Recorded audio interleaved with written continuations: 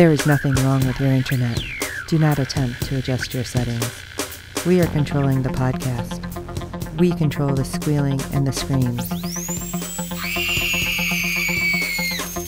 We can make your heart flutter, your eyes blur from tears, or sharpen your mind to crystal clarity. For the next hour, sit back. We are in control of what you hear. We repeat, there is nothing wrong with your settings. You are about to experience the awe and mystery known as the female mind. You are now entering the FanGirl Zone.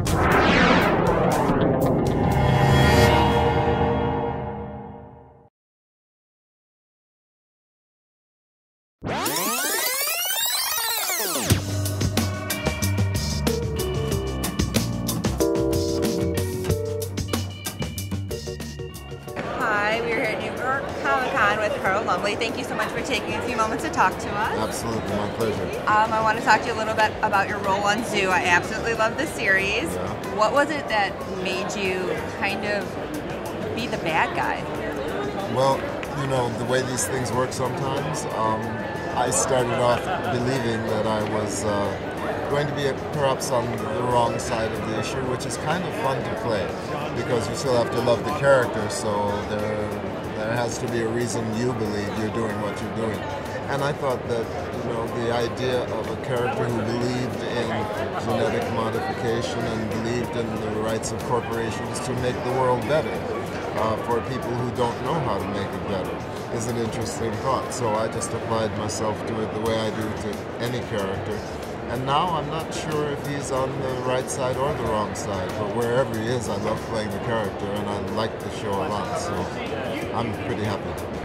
I know as we were watching it, I kept kind of side-eyeing my dog the whole time. So have you kind of been looking at animals in a whole different light? Well, you know, I had 2 dogs who I no longer have, but I've always had some sense that animals certainly have greater capacities than we give them credit for. I mean, if our own brains, if we're only using a minimum of what we have, it's perhaps possible that the quote-unquote lower animals use a greater percentage of what they have. And if so, they may have capabilities that we are only just now coming to understand. I mean, the way they orient themselves in nature, the way they migrate, the way they take certain paths, the way they have a sense of what's coming, you know, why should dogs have a greater sense of an earthquake on its way, or cats begin to sense that they're in touch with much more? I don't know if it's simply because they're lower to the ground, but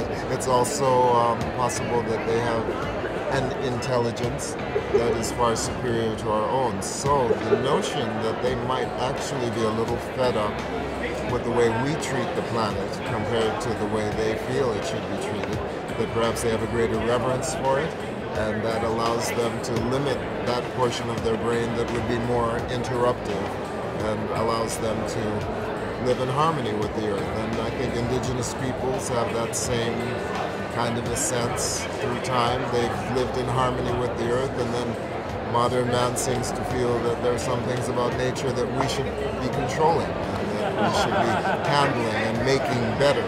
So a comeuppance might be in order.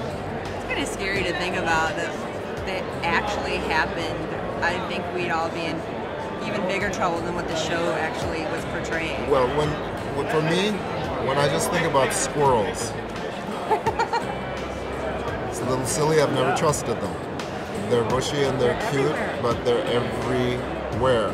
They have amazing little teeth. They're quick. So if say, even 2 squirrels decided to attack you, I don't know what you could really do. They're like little ninja rodents. So I've always had my eye on squirrels. Ninja rodents. Is that going to be another project you want to work on now? Only if I write it. That would have to be very carefully controlled. And have you heard about Zoo coming back for a 2nd season? I understand that it is coming back for a 2nd season, and while I don't know necessarily what they have in store, I hope that I'm back there with it, because I love the idea of the show. It's a great cast of people, and I think the writers are doing some very intelligent things with it, so we'll see how it goes. And do you have any upcoming projects you'd like to tell us about? Right now, I'm working in Chicago on a new series, Dick Wolf series called Chicago Med, and I'm quite happy about that. I think it will be continuing on the Chicago Fire and the Chicago PD franchise, and he seems to know what he's doing, so I'm happy to be a part of it. Thank you so much for taking the time to talk to us. My pleasure. Now, one thing I should probably mention is you happen to be here on a day when I have painted my nails for the first time in my life, because there's a project called Polished Man, and it has to do with the fact that 1 in 5 young people between the ages of 1 and 18 are victimized by male-led violence, which is something that is not in my definition of being a real man. So as part of that, I have painted my nails, and they have done this with a number of different celebrities and people to make people aware of the fact that violence against anyone should not happen. But between 1 and 18, I think 20% is too much. I agree. Thank you so much. And is there a website that they can go on? All I know is their hashtag, which is #PolishedMan. Thank you so much. I appreciate your time. My pleasure. Okay.